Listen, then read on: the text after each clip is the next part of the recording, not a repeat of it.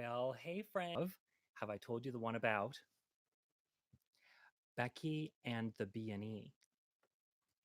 I have three things off the top to tell you that are really brief. One is today is episode 7. That means it is my 1 week anniversary. I've been doing this a week. I'm so happy you're here. The second thing is that I want to do a little check in and just say that today was a good day because I got free eggs. A dozen, 2 dozen, because I got free eggs for the people downstairs. And three, I want to say that all the business from here on out is going to be at the bottom of the show and onto the top. I'm just going to start right into the story. So this is Becky and the B&E. Now, uh, I've organized things into threes for this little thing. I just happen to have things in threes, whatever. It's magic. It's the magic threes. It's storytelling. And this is the same Becky. People are going to be very excited because Becky and the Hidden Drugs was very popular. And uh, this is the same Becky, but I have new details about the Becky. Oh, and you know what? I just want to point out that because it's my anniversary, I'm wearing my best hair. This is, my best hair. uh, it's all here, downward slide after this for the hair department. And I'm wearing, but even though it's my best hair, I'm wearing asymmetrical earrings. I'm wearing two different earrings because, every pretty girl's got a little punk rock if they're really cool. Cool like that. So, now here are the three things you need to know about Becky. One, she wore blue eyeliner. She was that kind of girl, right? In the 80s, who wore blue eyeliner? The Beckys of the world. Which reminds me, that means I forgot this one. That means that tonight is Becky and my good hair. Becky and my good hair. Get it? If you don't, it's because you're too old. You have to look it up. The other thing I want to tell you about Becky is that she was one of the first girls in our school to get boobs in our class. She got boobs early. I think I already mentioned that, but that's okay. And the other thing I want to tell you is, here's to give you a little idea of how much we loved each other. Um, you don't need to know the Becky from Becky and the Hidden Drugs. That's why I'm telling you things to fill you in. If you're just joining us tonight, welcome. The other thing you need to know is Becky and I had this idea that when we were done, this was in grade 7, we decided we had this plan. We were going to graduate from school and move to Hollywood. And I was going to audition to be an actor, and she was going to be, I don't know what, I can't remember, waitress somewhere. Anyways, I don't know. She had some crazy idea. Maybe we were both going to be actors. I don't know. Anyways, we were going to go to Hollywood when we graduated from high school together. That's how much we loved each other. This was our plan. Um, so Becky, I know that there was a B&E in the last story. You'll get to it if you haven't seen it. This is actually about the B&E. We had this habit of breaking into places. We only broke into 3, so I'm going to tell you about the other 2 because you already got the one. One was this house that she moved into. When she moved out of one house and then she moved into another house, well, she ended up moving into a third house. And just after she got the new house and then they moved out, they still had a little short period where the second house was abandoned. I don't know why I'm telling you about all the houses, but the house was abandoned. And it was just this little bungalow with an unfinished basement. And we were really on this Ouija kick, this Ouija board kick. So we decided that we were going to go somewhere. Where do you go if you want to do a Ouija board and call in the spirits? You go somewhere abandoned. So we went to this abandoned house, which was really just her house that nobody had moved into yet because they hadn't taken possession. So she had a key, so it wasn't really breaking in, but it was kind of breaking in because she wasn't allowed to be there. We weren't, we weren't supposed to be there. She snuck the keys out of the house. Gary would have been so mad. She snuck the keys out of the house and she got us into the basement and we did our little Ouija thing and we nearly pissed our pants and whatever. It was just scary. But that was the house that we used to do. She was my best friend, right? And the great thing about being a young fag and not being out yet and having a friend like Becky who wears the blue eyeliner. Did I say eyeshadow? It was eyeliner, blue eyeliner. Is she needed some makeup tips. So I used to like do her makeup and just pretend it was because I was artsy. and we got to talk about boys. So I got to do all the girl things with her because I was an artsy person. And then she, would tell me things because I was a really good confidant. I was her best friend. And I could give her like boy advice on, what things were like with the boys. And she never pressured me, which was amazing. So I remember one time we called Jeff, and I won't say his last name. We called Jeff on the telephone and we played Stevie Wonder's I Just Called to Say I Love You, which was a big hit. And we played it over, we asked for him. He didn't answer the phone. His mom answered the phone. And then he got on the phone and we played the song. And he was like, "Who is this? Who is this?" And we were giggling. And oh my God, it was the closest thing I had to a date for another 10 years. It was so exciting. It was really great. So, that was pretty awesome. So that was just a dumb little place that we broke into. But oh yes, that's why I wanted to tell you. So the very exciting thing about hanging out with Becky and being able to be one of the girls was that we used to do things like play truth or dare with the boys. Because Becky got boobs early, all the boys were interested in her. It's just it wasn't even lechery, it was just simple carnality, right? They are all springing erections, they're all out of control, they're all full of hormones. What are you going to look at? You look at the bumps because they're there. They exist, right? You're like, oh, well, look, this figure. So Becky had a great personality. She was amazing. Everybody loved Becky. She's still alive, right? I'm talking about her in past tense because she was alive back then with me. It was a past tense story. So all the boys were crazy about her, and this I remember this one time we all got together at Corey's house. Corey was this kid in my class. I think he was Kwasasni. He was a First Nations kid, and he didn't live on the reserve, so he went to regular public school, not the First Nations schools. And he was super smart. He was like the smartest person in the class, and he had a really sharp tongue. And he wasn't very attractive. Like I wasn't very attractive. We were just kids, right? We were just like boring everyday kids. We weren't the pretty ones like Jeff. Uh, but Corey really liked me. This is the threes. The threes for Corey, I wrote them down. Was the first one was that he was super smart, smartest kid in the class, I think. The second one was he was in love with Becky, crazy about Becky, was so in love with Becky. He would talk to me about how much he liked Becky. And Corey saw me. He was one of the first guys I ever hung out with who actually probably recognized that I was a gay guy. He just saw who I was and he didn't care. And he would joke around with me and I would joke around. And, I wasn't anywhere near coming out. I didn't know I was gay, really. But I just knew that there was something wrong with me, that I was different. And Corey knew that too. And he wasn't the kind of guy who got phased by it. And that's a rare breed, especially at that age. That's a magical breed. I loved Corey. He was such a great guy. I still, follow him on. Never mind, I won't tell you because then you go stalk him and you'll be like, "Oh my God, somebody talked about you." Don't tell Corey I'm talking about him on my live broadcast. So Corey and myself and Becky and this other guy Paul who lived in the neighborhood that I didn't hang out with, but Corey did. Uh, we all got together to play Truth or Dare at Corey's place when his mother was out. He had a single mom. And so she was working or whatever. And we were all hanging out. We were playing Truth or Dare. But the great thing about playing Truth or Dare with your bestie, when you're a gay boy and your bestie's a hot girl, is if everybody gets all horned up and I get to be around these horny guys, but they all think that we're all being horny for the same reason, but I'm not. I'm being horny in secret. And so it's really this crazy, delicious pleasure. You're like, oh my God, I can't believe I got to feel these things. And oh my God, I can't believe I'm feeling these things. And you're feeling them in public and you don't want anybody to know, right? It was thrilling. And so I remember Corey went into the room with Becky and they were going to do whatever. I won't tell you.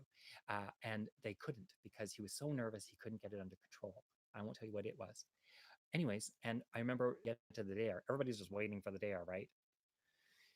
So they went in the other room, and then afterwards, his penis was massive. That Paul's penis was ginormous. Now, for all those of you who are tuning in for the first night, yes, I talk about all these things because this is what it means to be intimate, is I tell you things that I wouldn't normally tell people, except I'm the kind of person who tells everybody. But it's because I think it's good to just know how gay people live. This is what we're like. Mm-hmm. Anyways, so I got to know dirt about boys through Becky. She would tell me things, and it was thrilling. It was educational. I didn't know what boys were like. I was a terrible straight boy. I was so bad at faking it. Everyone always told me I was a fag. I was terrible at faking. I didn't know how anything worked. So I got some insights into how things worked. It was like magic.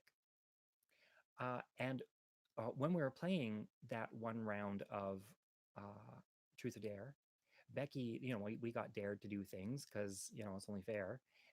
And Becky and I had to go in the other room, and then she didn't make me make out with her. I was supposed to make out with her, and she didn't make me make out with her. She just told everybody that we did, and it was boring because we were best friends. So that was really thrilling. Anyways, the story that I really want to tell you about, though, this is the B&E of Becky and the B&E, is there was I lived in a part of town that was fairly poor. All the houses were built in the wartime. They're all little wartime houses. So these tiny little bungalows. They had 2 floors, and the second floor had 2 bedrooms, and they were sloped ceilings. So the kids' rooms were upstairs, and my parents had a room downstairs. It was tiny. It was probably like, I don't know, 1,000 square feet or something. This tiny little bungalow, and every house looked exactly the same. Every house was exactly the same shape, except for our neighbors. Somebody built a big second floor on their house, the McGregors. They were really nice. But everybody else's house looked exactly the same, but they had different siding depending on whether you had a job at this mill or whether you had a job at that mill. And we had a job at that mill, so we had kind of a shit house. It had those the tar siding on the side, like the wartime tar siding. It was gray and it was stippled and it had different colors in it. That was our house for the longest time. So we oh, I sometimes I get lost. Abandoned. Oh yeah. So across the road was this big field across the road from our house. Nothing was there. Cornwall's a tiny little place. It was 40 some thousand people, and it was one of those small towns that still had big empty lots with nothing in them. And now there's a giant tiger on it or something like that, or uh, Jean Coutu, Jean Couteau, everyone calls it, but it's Jean Coutu. Anyways, there's a Canadian Tire. But next to that was another field. And that field was part of CN property because the old train line went through. Trains hardly ever used it. Trains used it a few times, not often. And in the middle of that abandoned lot next to the abandoned lot across from my house, so with like 2 abandoned lots, so it's really abandoned. There was one house on those 2 giant blocks. And it was this old wood siding green house. All the paint was mostly stripped off. You just saw little vague colors of paint. All the windows were boarded up, and they've been boarded up my entire life. I was like 12 years old, 13 years old. But all the windows had been boarded up, and I had passed that house my entire life because I went to school from kindergarten right through to grade 7. We would walk by that house on the way to school, and it was always abandoned, and you never saw a single person there. So when you're doing Ouija, where do you want to go to find some neat, cool? You go to the house that was abandoned because nobody was living in it anymore. It wasn't very exciting compared to a true abandoned house. So Becky McDonald and Todd. Oh shit, I said her name again. Oh, whatever. I'm not saying anything. Jesus. Live. Oh. And Todd and I decided we were going to break into this house and just see what was going on in it because it was abandoned. Um, I'm going to tell you 3 things about Todd. One is that Todd was really cute as a child and grew into a not very attractive adult, and I'll tell you why. But I had a huge crush on him when I was a kid. The Laframboise brothers moved into our school when we were in grade 4, and they used to pick on me. They were really good at math, and they would pick on me all the time. And their father drove a Jeep. They were masculinists. And Todd stuck up for me one day and said, "Don't you touch him. You ever touch him again, you're in trouble." And I had paper route money, and his dad worked at the good mill.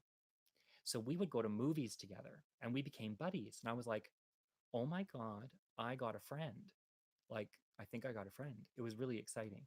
And I had Becky as a friend, but I didn't have many boyfriends, like male friends, except for my next door neighbor. And he was only my neighbor because he'd failed a grade, and you know, nobody talked to him because he was kind of a sweetheart, but a weirdo, right? But he was my neighbor. And 2 weirdos. We got along great. So this was the real friend that wasn't just the guy who lived next to you who didn't have any other friends. And Todd's house was getting repaired. So they were redoing the bathroom, and he and his brother, Robert, shared a bedroom upstairs. And I remember going up to the bedroom to hang out with Todd, and his older brother was hanging out there. He was 2 years older. He went to school with my sister. and he had muscles and stuff, and it was really weird. And Todd was hanging out with me one day, and he said, "Oh, I just need to take my bath."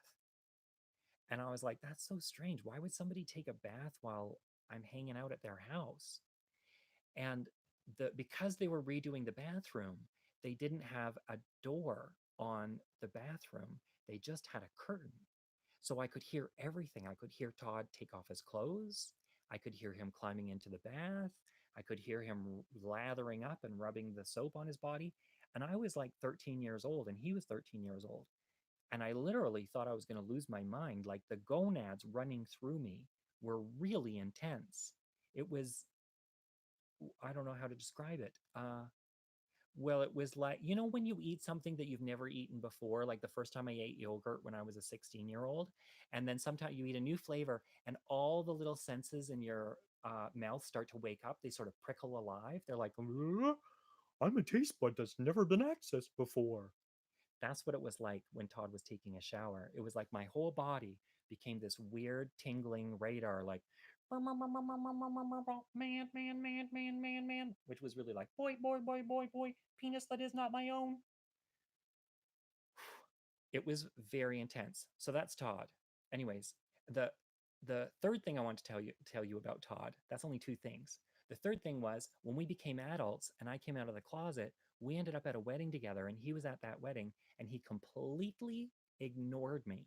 We went to school from kindergarten through to grade 8 and we went to different high schools, so I didn't see him again for whatever 10 years. But when he saw me again, he pretended like he didn't know who I was, and I did not look any different.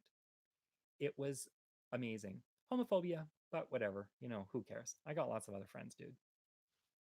Though that's what you need to know about Todd. So, Todd, who I was in love with, and Becky, who everybody was in love with, and I, for some reason, decided we were going to break into this abandoned house, maybe do a seance or something, or a Ouija board or whatever. We didn't bring the Ouija with us, but we were thinking about, supernatural things.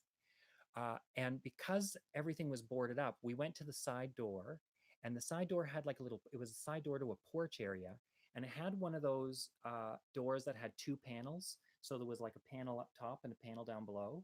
And we just kicked in the top panel. Becky was really good at it. She just gave it a bit of shoulder. And she kicked in the top panel. And it took a long time. Like it was boarded up, it was nailed in. So we must have banged on that thing like, I don't know, 50 times before it finally caved in. It was loud.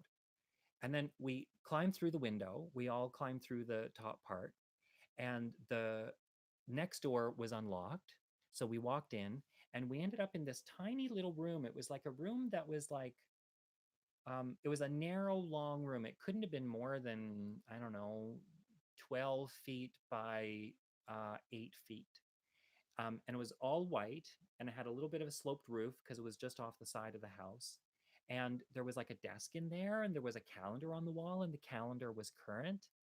And it was sort of tidy. And there was another door immediately. So we tried the other door, and it was locked. And there was a door at the end of the tiny little room. We opened that door, and it was a bathroom. And I remember Todd went in, and he was like, "Hey, there's a bathroom in here, and it has water in it." And then Becky said, "And there's a telephone here." So Todd flushed the toilet and it worked. And Becky picked up the telephone and there was a dial tone. And we were like, this is an abandoned house. Like, we've walked by this our entire life. There's never been anybody in here. How is it that there's a working phone and a present calendar on the wall, a current calendar, and the toilet flushes? And we were like, holy cow, are we in trouble? Did we break into somebody? Like, what's happening? And it still felt like an abandoned place, but it felt like an abandoned place that you'd sort of gone back in time or something. It was weird. And we were 13, like, we were impressionable. And all of a sudden, we heard this noise on the other side of the wall. It went bump, bump, bump, bump, bump, bump, bump, bump, bump, bump, bump, bump. It was a ball falling down the stairs. And we heard it hit the ball. We stopped dead. All of us stopped dead, the three of us. And we looked at each other like, and the ball went all the way down the stairs and hit the bottom of the stairs, and it rolled. We heard it roll across the floor on the other side of the stairs. and hit a wall or something and then come to a stop. And we were like, holy fuck, what is happening? And then we heard footsteps on the stairs. We'd been in there talking at full voice for a long time. Footsteps on the stairs all of a sudden. There was no sound before. Footsteps on the stairs, coming down the stairs. And we were like, we gotta get the fuck out of here. And I climbed out. I hit the door first because I was closest to the door. One was at the phone, one was in the can, right? I climb out the top of the door, and Becky pushes me from behind, and I flew 5 fucking feet. I flew like you wouldn't believe. And they all came climbing out behind me, the two of them, and we were on bikes. We jumped on our bikes and we rode off like we were in the Goonies or something. It was insane. So we rode off and we rode out of sight, and then we stopped and we were like, what just happened? Like, was that a ghost? What on earth? I don't even know what is going on. And we were like, well, we have to go back. Like, we have to go back and see who's there. Is there anybody there? And so we bike back. We cross the road. Like, we weren't that fast. So whoever was walking down the stairs probably saw us biking away. So we bike back on the other side of the road, trying to be really nonchalant, and we just stop, like, "Ah." And there's these two guys in uniforms in coveralls who look like they work for the railroad in coveralls and, ball caps standing outside the house. They were like, I don't know, probably 55, white haired, a little bit of a beer belly. They were small town boys who like their beer.